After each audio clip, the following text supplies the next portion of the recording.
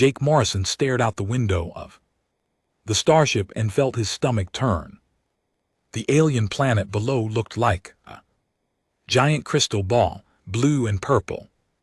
Lights danced across its surface like lightning frozen in time. He had studied pictures of this world for months, but seeing it with his own eyes was different. It was beautiful and scary at the same time. First time seeing Zephyria? Asked Captain Lisa Chen as she walked up beside him. Her uniform was perfectly neat as always. She looked calm, but Jake could see worry in her eyes. Yes, ma'am, Jake said. He wiped his sweaty hands on his pants. It's bigger than I thought it would be. Everything about this mission is bigger than we thought, Lisa said. She looked at the planet too. The Zephyrians have been traveling between stars for over 1,000 years. We've barely left our own solar system. This meeting could change everything for humanity. Jake nodded. He was only 26 years old, but he was the best alien language expert Earth had. That was why he was here on the USS Heritage, flying toward the most important diplomatic meeting in human history. No pressure at all. The ship's speaker crackled to life. All diplomatic team members report to conference room A. We will reach the Zephyrian station in 2 hours. Jake followed Captain Chen down the metal hallways of the ship. USS Heritage was not a big ship, but it was the fastest one Earth had built. It had taken them 6 months to reach Zephyrian space. 6 months of studying alien languages and customs, trying to prepare for this moment. In the conference room, the rest of the team was already waiting. Henry Walsh, the chief diplomat, sat at the head of the table. He was an older man with gray hair and tired eyes. He had been doing this job for 30 years, but never with aliens before. Listen up, everyone, Henry said as Jake and Lisa sat down. In 2 hours we will dock with the Zephyrian diplomatic station. This is the first time humans and Zephyrians will meet face to face. What we do today will be remembered for the next 100 years. Jake felt his heart beat faster. He looked around the table at the other team members. There was Dr. Betty Ross, the cultural expert. She was a small woman with sharp eyes who knew more about alien societies than anyone on Earth. Next to her sat Commander Paul Stone, the military advisor. He was a big man who looked like he could break a door with his bare hands. Jake, Henry said, looking at him directly, you've studied their language more than anyone. What should we expect? Jake cleared his throat. The Zephyrians communicate with musical tones and light patterns on their skin. Their language has 17 different emotional levels, but they almost never use the higher ones. They think showing strong emotions is rude. Rude how? Dr. Ross asked, like shouting in a library. Jake explained, they believe strong emotions make people stupid. They value control above everything else. Henry frowned. That could be a problem.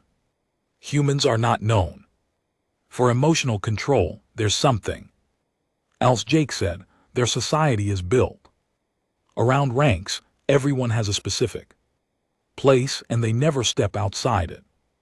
The person we're meeting, Princess Lyra, is the Emperor's daughter. She speaks for the entire Zephyrian Empire. No pressure, Commander Stone muttered. Captain Chen stood up and walked to the large screen on the wall. She pressed a button and an image appeared. It showed a tall, thin figure that looked almost human, but not quite. The being's skin seemed to be made of living crystal that glowed with soft blue light. Its face was beautiful but cold, like a statue. This is Princess Lily, Lisa said. She's over 200 years old, but Zephyrians live much longer than humans. To them, she's still young. She has studied human culture for the past year. Preparing for this meeting, Jake stared. At the image, the princess was beautiful, but there was something sad about her eyes, or maybe that was just how all Zephyrians looked. It was hard to tell emotions on an alien face. Remember, Henry said, we're here to negotiate a trade agreement. The Zephyrians have technology we need. Medicine that could cure diseases. Energy sources that could power our cities for centuries. In return, they want our art, our music, our stories. They say human creativity is unique. Why do they want our art? Jake asked. Dr. Ross answered, we think it's because they've forgotten how to create emotional art. Everything they make is perfect but cold. They're curious about how humans can make beautiful things that make people feel strong emotions. The ship suddenly shook slightly. They were slowing down, getting ready to dock with the alien station. All right, everyone, Henry said, standing up. Remember the rules. Be polite. Don't touch anything unless invited.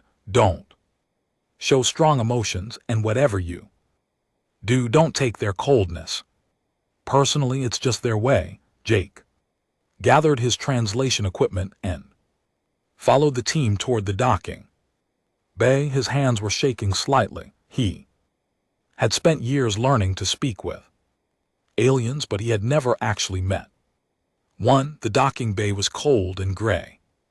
Through the thick windows, Jake could see the Zephyrian station. It looked like a giant flower made of crystal and metal.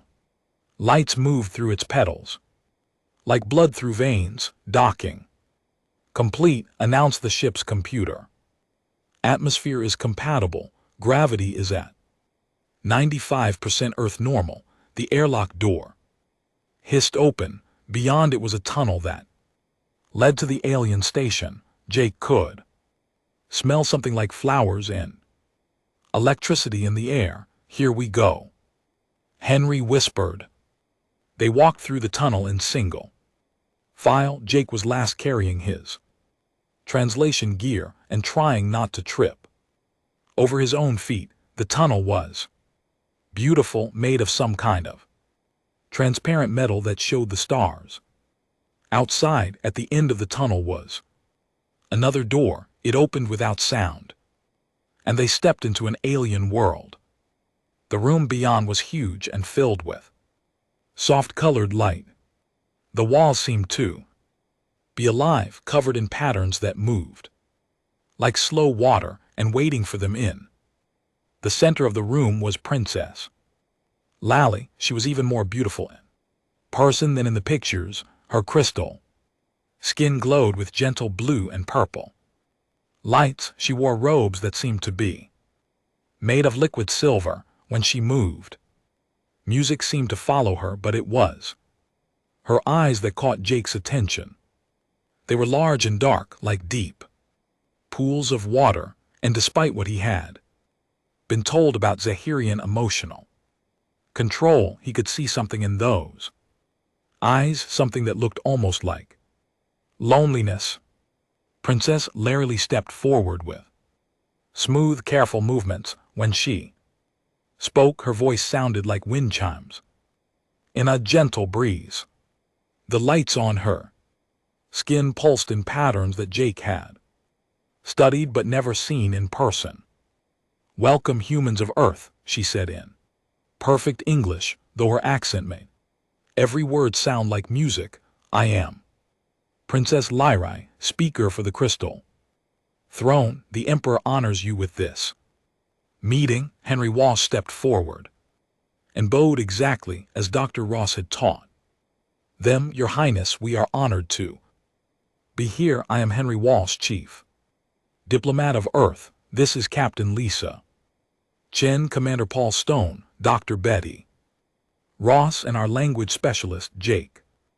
Morrison, the princess's dark eyes moved across each of them, but Jake noticed.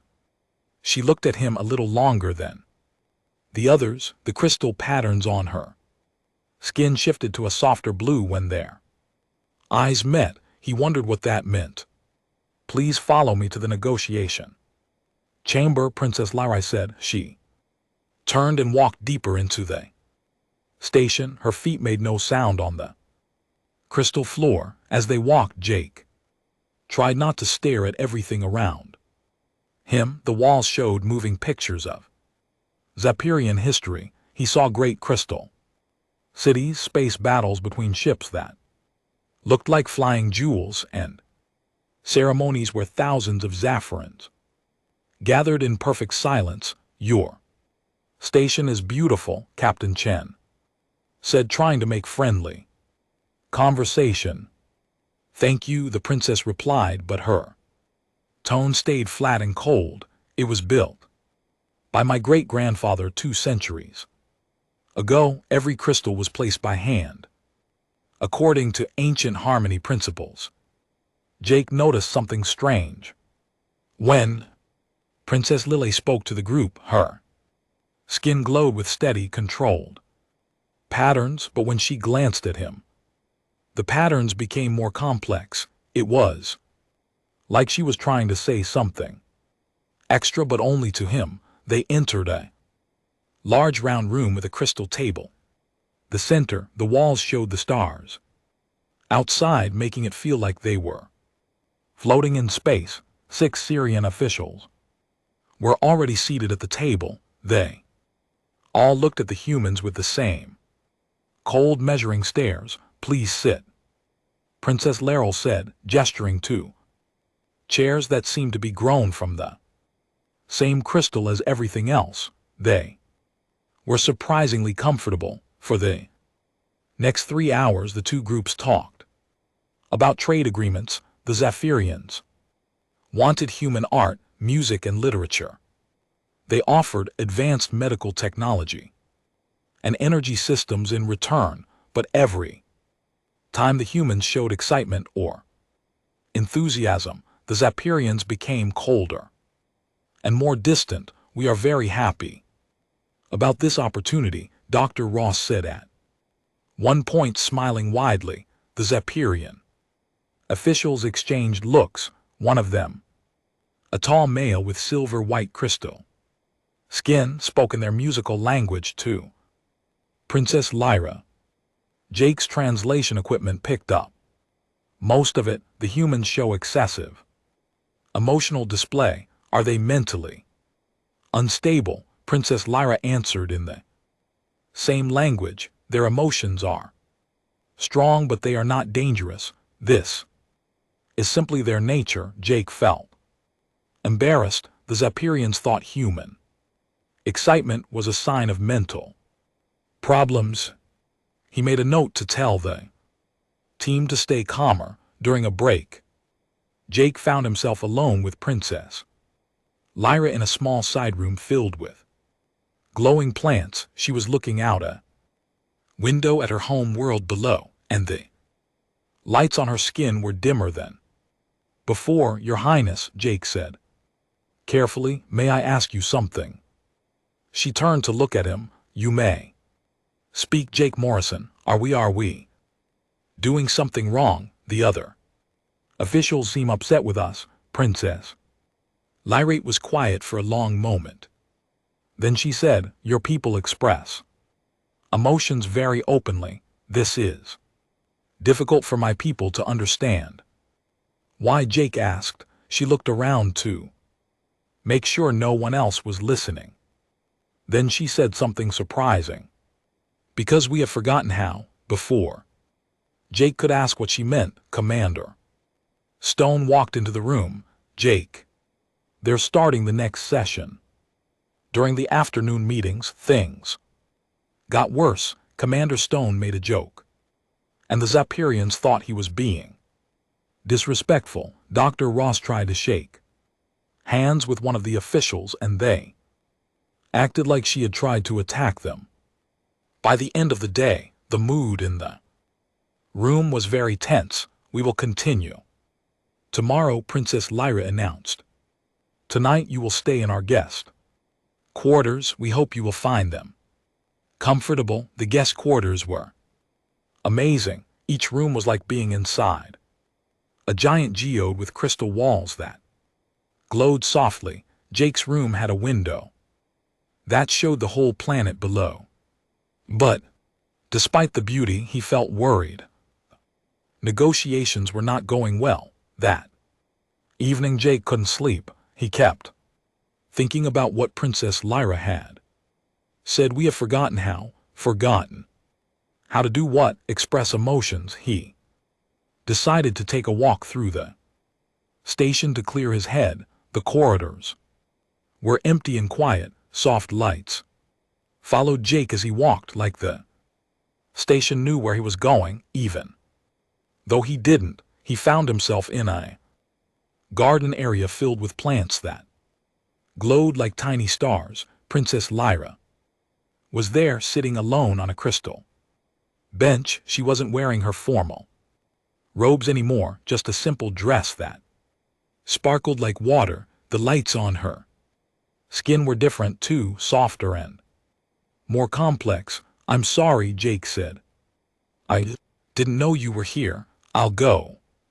No, she said. Please stay. I would like to talk with you. Jake sat down on the bench, careful to leave space between them. Are the negotiations going to fail? He asked. I don't know, she said honestly. My people find humans very loud, not just your voices, but your emotions. You feel things so strongly and show them so openly.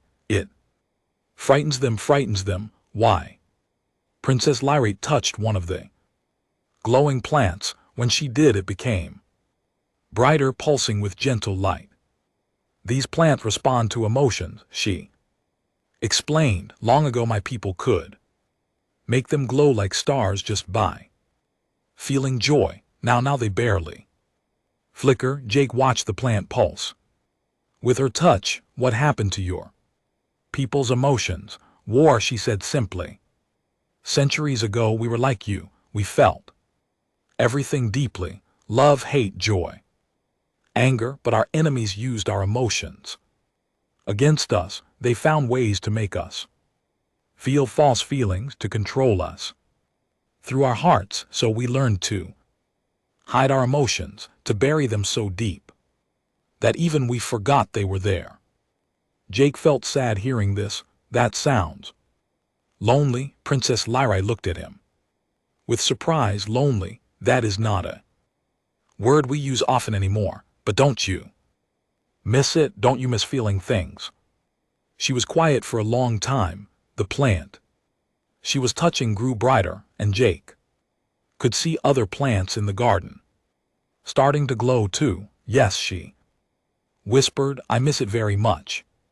Especially when I see humans like you, who can smile and laugh and show joy without fear. I watch you during the meetings and I see how alive you are. How real. Jake felt something flutter in his chest. The way she was looking at him was different from how she looked at the others. There was something warm in her dark eyes, something that made the crystal patterns on her skin dance with new colors. Your Highness, he said. What? You just told me about your people's emotions. Could you tell the others? Could you help them understand why we seem so different? She shook her head sadly. I cannot. To speak of emotions openly would be seen as weakness, as failure. I am already taking a risk by talking to you like this. Then maybe we need to find another way. Jake said, maybe we need to show your people that emotions can be strength, not weakness. Princess Lyra looked at him with something that might have been hope around them. The garden was growing brighter as more plants responded to the feelings in the air. Perhaps, she said softly, perhaps there is a way. But then footsteps echoed in the corridor. Outside, and the moment was broken. Princess Lyra quickly stood up, her face returning to its cold, formal mask. Lights on her skin dimmed back to their controlled patterns. I must go, she said. Tomorrow will be a difficult day. As she walked away, Jake noticed that the plant stayed bright for several minutes after she left. Something was changing, even if neither of them fully understood what it was yet. The next morning brought disaster to the negotiations. Jake woke up to Captain Chen banging on his door, her face worried and angry. Get dressed now, she said. We have a serious problem. In the conference room, the human team sat on one side while 6 very upset Zapparan officials sat on the other. Princess Lyra stood between them, her crystal skin flashing with rapid, agitated patterns that Jake had never seen before. What happened? Jake asked. Henry, Commander Stone tried to pat one of their officials on the shoulder. Henry said through gritted teeth, apparently touching someone without permission is considered an act of war. In their culture, Jake felt his stomach drop. He looked at Princess Lyra, who was speaking rapidly in Zapparian to the angry officials. Her voice was still musical, but there was strain in it that made his chest hurt. The silver-skinned official from yesterday stood up. His crystal patterns were flashing red and orange, colors that Jake's training said meant extreme anger. The human creatures show no respect, he said in accented English. They touch without permission. They show violent emotions. They are dangerous and primitive. We should end these talks immediately. No, please, Henry said, standing up quickly. It was a misunderstanding. In human culture, touching the shoulder is a sign of friendship and respect. Your friendship is violence, another Zapparian said coldly. Your respect is assault. How can we trust beings who cannot control their basic impulses? Princess Lyra tried to speak, but the silver-skinned official cut her off. Princess, you have been too kind to these creatures. They will corrupt our young people with their emotional chaos. They will destroy everything we have built. Jake watched Princess Leoly's face as the official spoke. She looked calm on the surface, but her skin patterns were becoming more and more agitated. She was fighting to stay in control, and it was clearly very hard for her. The arguments went on for hours. Every time the humans tried to explain their culture, the Zapparians saw it as proof that humans were dangerous. Every time the Zapparians explained their rules, the humans felt like they were being treated like children. By afternoon, it was clear the talks were falling apart. Henry looked defeated. Captain Chen was angry. Dr. Ross kept trying to find cultural solutions that might work, but nothing helped. We will take a break, Princess Lyra announced, her voice tight with stress. We will meet again tomorrow morning for final discussions. Jake knew what that meant. Tomorrow the Zapparians would send the humans home, and the chance for peace between their peoples would be lost forever. That evening, Jake couldn't eat dinner. He walked the corridors of the station, feeling helpless and sad. This was supposed to be the greatest moment human history, and instead it was turning into the greatest failure. He found himself back in the glowing garden where he had talked with Princess Lyra the night before. But this time the plants were dim and gray. They reflected the sadness in the air. Jake sat on the crystal bench and put his head in his hands.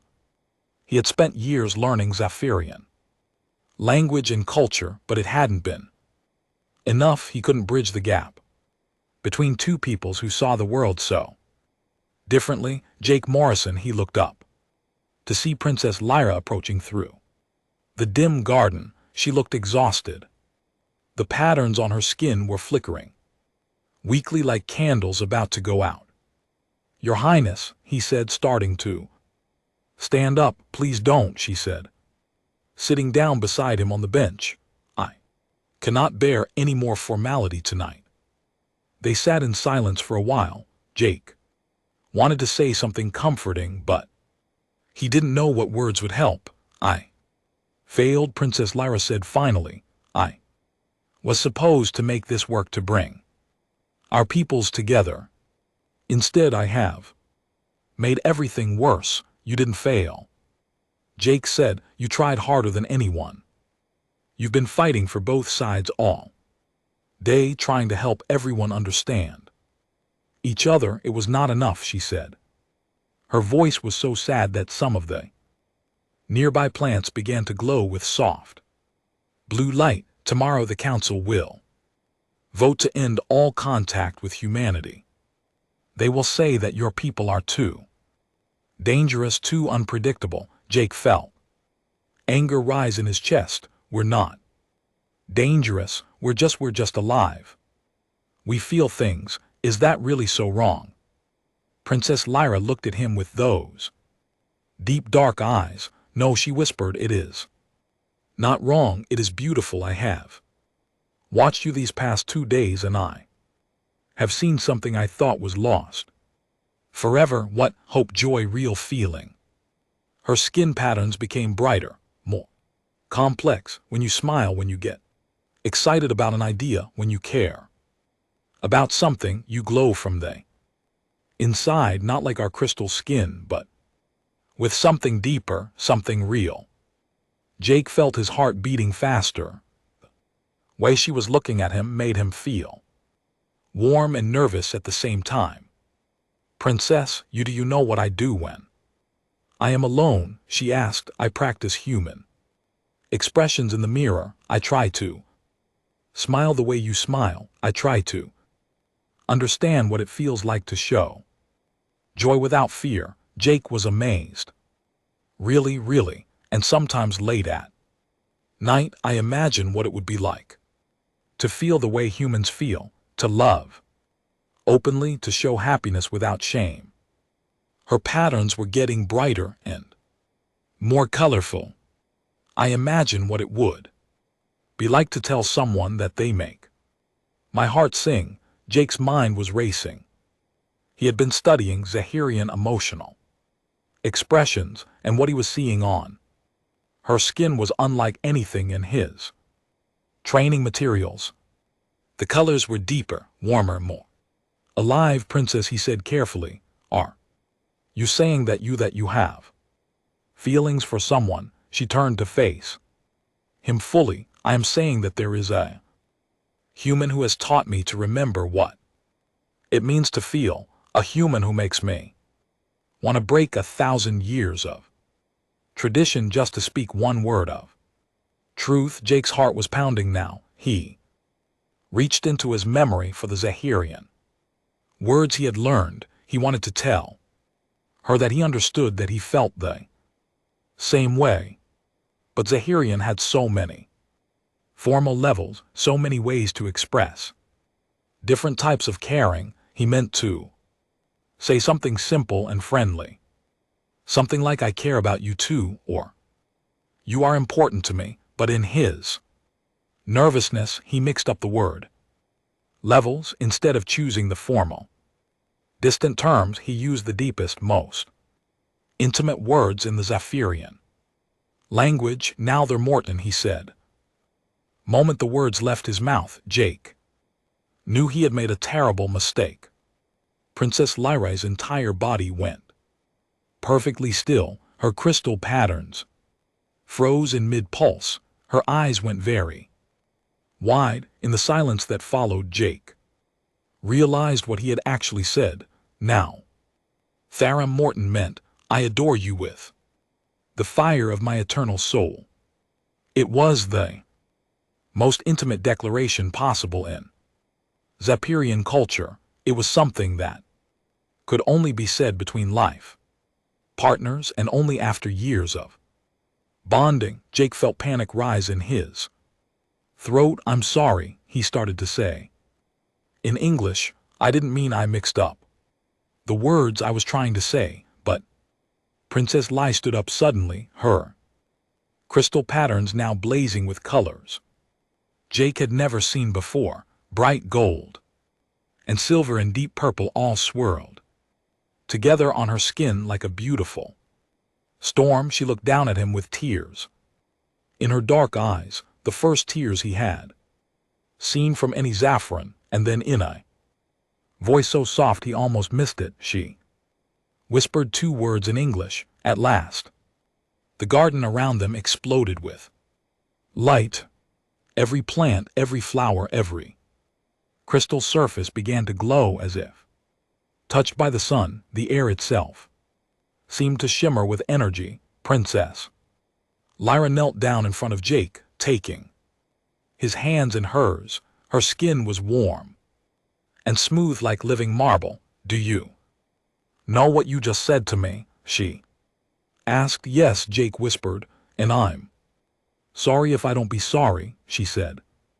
Her patterns now so bright they lit up the entire garden. I have been waiting for someone to say those words to me for over 50 years. I have been waiting for someone brave enough to speak love without fear. Jake stared at her in amazement. You've been waiting for me? I have been waiting for someone like you, she said, someone who could see past our cold surface to the fire underneath, someone who could love a frozen princess and help her remember how to be alive. Around them the light from the plants was growing brighter and brighter. Jake could hear footsteps in the corridors outside as other beings came to investigate the strange glow. But this is impossible, Jake said. I'm human, you're Zapirian royalty. Your people will never accept this, Princess. Lyra smiled, the first real smile he had seen from her. It transformed her entire face, making her look younger and more alive. Perhaps, she said, but for the first time in my life, I don't care what they think. You have given me something more precious than their approval. What? The courage to feel. The bright glow from the garden had attracted attention. Jake and Princess Lyra could hear voices in the corridors getting closer. She quickly stood up and touched the walls.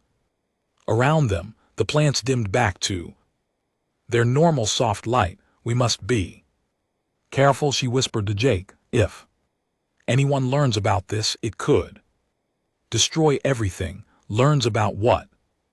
Jake asked. His heart was still racing from her words. About us, about what we feel for each other. Her crystal patterns had returned to their controlled state, but Jake could see little flickers of color underneath, like flames hiding behind glass.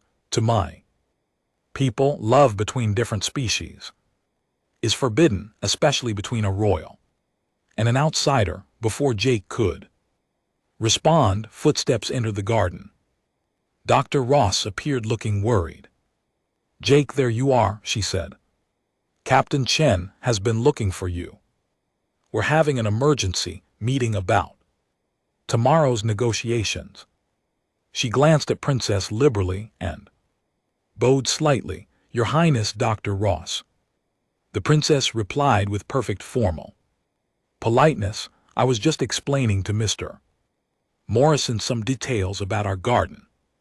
Plants, they respond to emotional energy in ways that humans might find interesting. That's fascinating, Dr. Ross said. Jake, we really do need you at this meeting. Jake looked at Princess Lyra. Her face showed nothing but her dark eyes seemed to be pleading with him to be careful. Of course, Jake said. Thank you for the explanation, Your Highness. It was very educational. As they walked back through the Corridors. Dr. Ross looked at Jake with curious eyes. You seem different, she said. More I don't know more. Confident somehow, Jake tried to act normal, but inside his mind was spinning. Princess Lai loved him, an alien princess, beautiful and intelligent and kind, actually loved him. It felt like something out of a dream. The emergency meeting was in Captain Chen's quarters. The whole human team was there, looking tired and discouraged. All right, Henry said as Jake sat down. Let's be honest, the negotiations are a disaster. Tomorrow they're going to send us home, and it's going to be decades before humanity gets another chance like this. Maybe that's for the best, Commander Stone said bitterly. These people don't want to understand us. They think we're violent animals. They're not all like that, Jake said quickly.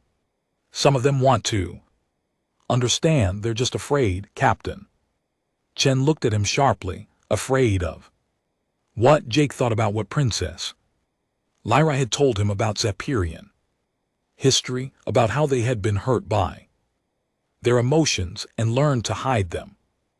Afraid of feeling things, he said. Their ancestors were betrayed because they trusted their emotions, so they learned to bury their feelings so deep that they almost forgot they had them. How do you know this? Dr. Ross asked. Jake felt heat rise in his face. I've been studying their culture very carefully, and I think maybe Princess Lai isn't as cold as she pretends to be. Henry frowned. Jake, please tell me you haven't been getting personally involved with the Zephyrian princess. No, Jake said quickly. I just think she's trying to help us, and her own people are making it difficult for her. That wasn't exactly a lie, but it wasn't the whole truth either. Jake felt guilty about hiding his feelings, but he understood why Princess Lyra had asked him to be careful. The meeting went on for another hour, but they couldn't find any solutions. Finally, everyone agreed to get some sleep and hope for a miracle in the morning, but Jake couldn't sleep. He kept thinking about Princess Lyra, about the way her skin had glowed when he accidentally told her he loved her, about the tears in her eyes when she whispered. At last, around midnight, there was a soft knock on his door. Jake opened it to find a small crystal device on the floor outside. When he picked it up, it projected Princess Lyra's image into his room. Jake, her recorded voice said, if you are receiving this, it means you are alone. Please come to the observation deck on level 7. I have something important to show you, but be very careful not to be seen. Jake's heart started beating faster. He put on his clothes and carefully made his way through the dark corridors of the station. Level 7 was higher up than he had been before. The observation deck was a large room with transparent walls that showed the stars and the planet. Below, Princess Lyra Lee was waiting for him, silhouetted against the starlight. She had changed out of her formal robes into something simpler. In the soft light, she looked younger and more vulnerable. Thank you for coming, she said as he approached. I wasn't sure you would. Of course I came, Jake said, after what happened in the garden. How could I not? She smiled, that real smile that made her whole face light up. There is something I need to tell you.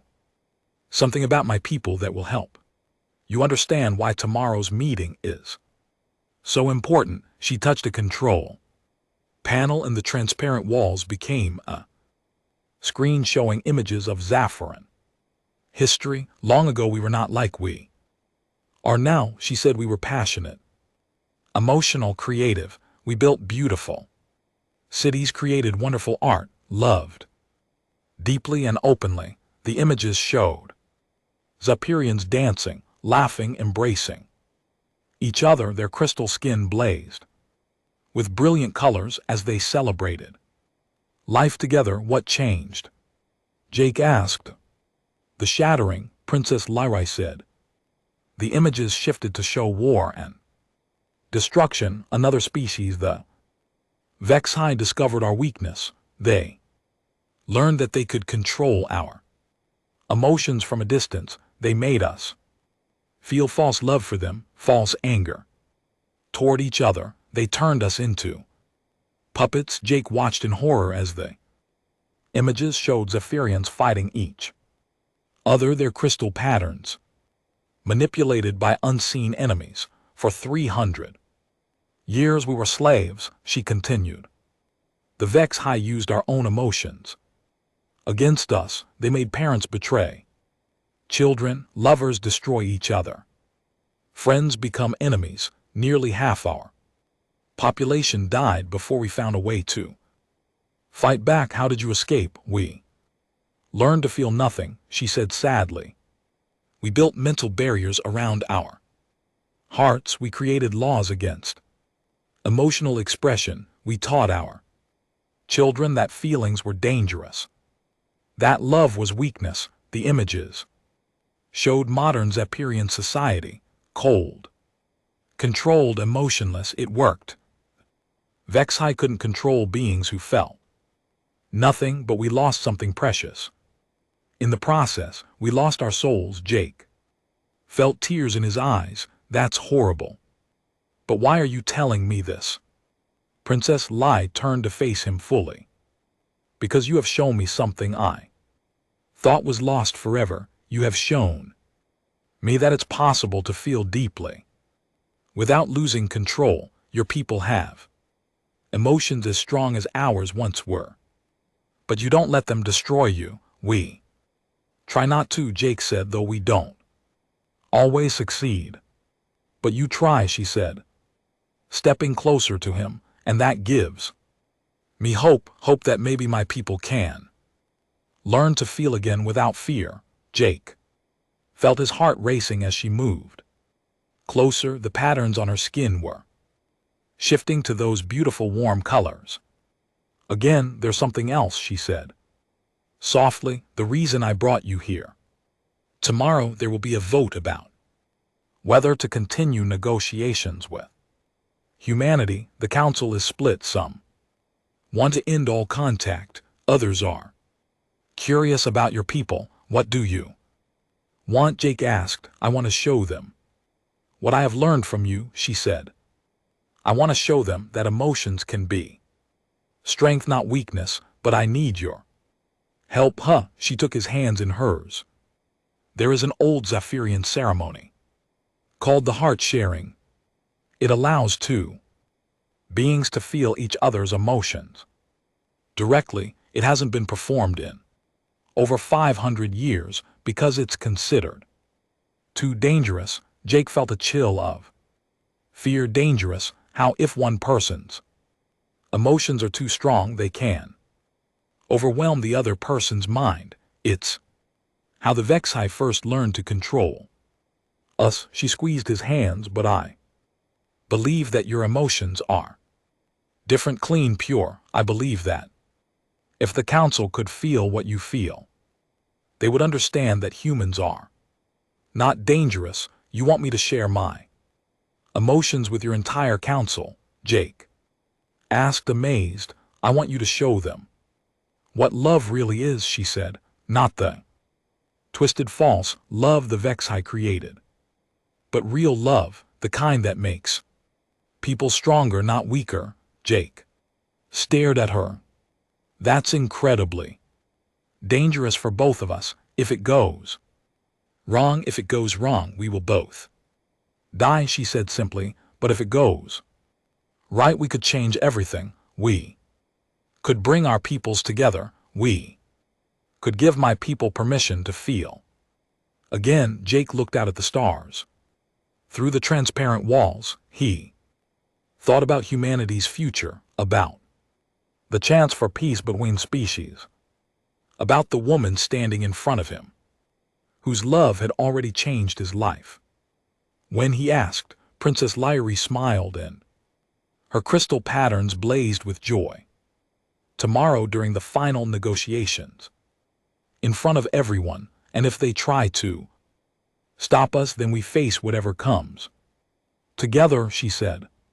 Because some things are worth any risk, Jake nodded, feeling more frightened and more determined than he had ever felt in his life. Then let's show them what human love really looks like. The final day of negotiations began with dark clouds hanging over everything. Jake woke up early, his stomach tight with nerves. Today he and Princess Lyra would either change history or die trying. At breakfast, the human team was quiet and grim. Henry Walsh looked like he had aged 10 years overnight. Captain Chen kept checking her watch, counting down the hours until their failure would be complete. Remember, Henry said as they prepared to enter the conference room, whatever happens today, we represent all of humanity. Let's try to end this with dignity. Jake nodded, but his mind was elsewhere. In a few hours he would be sharing his deepest emotions with beings who had spent centuries learning to fear such feelings. He touched the small crystal device Princess Lyra had given him, the key to the heart-sharing ceremony. The conference room felt different today. More Zapirian officials were present, including several Jake had never seen before. They sat in perfect stillness, their crystal skin showing only the most controlled patterns. At the head of the table sat an ancient Zaffirin whose skin was almost pure white. This had to be the High Chancellor, the one who would make the final decision. Princess Lyra entered last, wearing ceremonial robes that seemed to be made of liquid starlight. She took her place at the table without looking at Jake, but he saw the small flash of color on her skin, a signal that she was ready. Honored beings, the High Chancellor said in a voice like distant thunder, we gather today to conclude these negotiations. After careful consideration, the Council has decided that contact between our species is too dangerous to continue. Henry stood up quickly. Your Excellency, please reconsider. Yes, we are different, but our differences could be strengths if we work together. Your emotions are chaos. The silver-skinned official from before said coldly, yesterday one of your people attempted physical assault. Today, you ask us to trust you further. Impossible. That was not assault, Dr. Ross protested. That was friendship. In our culture, your culture is violence. Another Zaffirin interrupted. Your feelings are weapons. We have learned this lesson before at great cost. Jake felt anger rising in his chest as the Zapirians dismissed humanity so easily. But then he caught Princess Lyra's eye, and she gave him the smallest nod.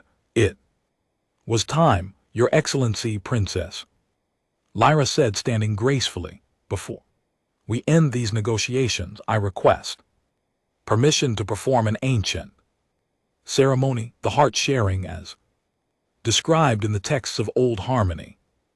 The room fell completely silent. Several Zapirian officials looked shocked. High Chancellor's white crystal skin flickered with surprise. Princess, he said slowly, the heart-sharing has been forbidden for centuries. It is far too dangerous. I understand the risks, she replied calmly, but I believe it is the only way to truly understand these beings. Words have failed us. Logic has failed us. Perhaps it is time to try wisdom. The ceremony requires a willing participant from both species. The High Chancellor said no human would be foolish enough to volunteer, Jake said. Standing up, the Zaffrans stared at him. In amazement, the human team looked confused and worried. Jake, what are you doing? Captain Chen whispered. Something that should have been done from the beginning, Jake said. Your Excellency, Princess Lyra Lee is right. We've been trying to understand each other with our minds, but understanding comes from the heart. If you want to know what humans really are, if you want to know whether our emotions are dangerous or beautiful, then look into my heart and see for yourself. The High Chancellor studied Jake for a long moment. Human, do you understand? What you are offering, the heart sharing, will expose every feeling you have ever had, every fear, every desire, every moment of pain or joy. You will have no privacy, no protection, and if your emotions are too chaotic, they could destroy your mind and the mind of any Zaffran who shares them. Jake felt his hands shaking, but he kept his voice steady. I understand, but I also understand that some things are worth any risk. The chance for peace between our peoples is one of those things. Henry grabbed Jake's arm. Are you insane? You don't know what this ceremony will do to you. I know what not doing it will do, Jake replied. It will mean the end of any hope for our species to be friends. It will mean that fear wins over love. Princess Lyra stepped forward. High Chancellor, as the Emperor and LT Unc and GT's daughter and heir to the Crystal Throne, I formally request permission to perform the ceremony. The human has given his consent freely. The High Chancellor looked around the room at the other Zephyrian officials. Jake could see them communicating through rapid skin patterns and argument conducted in light and color. Finally, the High Chancellor nodded slowly. Very well, but know this, if either of you dies during the ceremony, the responsibility is yours alone. And if the human's emotions prove dangerous, we will end all contact with his species forever. Understood, Princess Lirelai said. The Zephyrians quickly rearranged the room, creating a circle with Jake and Princess Lyra in the center. Ancient crystal devices were brought out and placed around them. The lights in the room dimmed until only the glow from the crystals remained. Jake, Princess Lyra said softly as they stood facing each other in the circle. Once this begins, there will be no going back. Are you certain? Jake looked into her dark eyes and saw his own fear reflected there. But he also saw love, hope, and courage. I'm certain, he said. I love you, Laryl. If sharing that love can help our peoples understand each other, then it's the most important thing I'll ever do. She smiled, and her crystal patterns blazed with joy. I love you too, Jake Morrison of Earth. Now let us show them what love really means. Princess Lyra activated the crystal devices with a touch. Immediately the air in the circle began to shimmer. Jake felt a strange tingling sensation, as if electricity was dancing across his skin. Open your mind, Princess Lyra said. Open your heart. Let them see who you really are. Jake closed his eyes and stopped trying to control his feelings. He let every emotion flow freely. His love for Princess Lyra, his hope for peace, his fear of failure, his joy at meeting her, his determination to protect both their peoples. Connection hit him like lightning. Suddenly, he could feel Princess Lyra's emotions mixing with his own. Her love for him was like warm sunlight. Her fear was like cold rain. Her hope was like music made of light. but it wasn't just her emotions he felt through the heart. Sharing ceremony, every Zaffiran in the room was experiencing what Jake felt. He could sense their shock, their amazement, their fear. They had expected chaos. They had expected the violent, destructive emotions their ancestors had suffered under. Instead, they found something completely different. Jake's love for Princess Lyra wasn't possessive or controlling. It was generous and selfless. He wanted her to be happy, even if it meant sacrificing his own happiness. His courage wasn't reckless, it was careful and thoughtful, willing to take risks, only to protect others. Even his fear was different from what they expected. He wasn't afraid of them or of their power, he was afraid of failing them, of not being worthy of their trust. Through the connection, Jake felt the Zaffirans' amazement growing. They had forgotten that emotions could be beautiful. They had forgotten that love could make someone stronger instead of weaker. And then something unexpected happened. Princess Lyra's emotions began to change.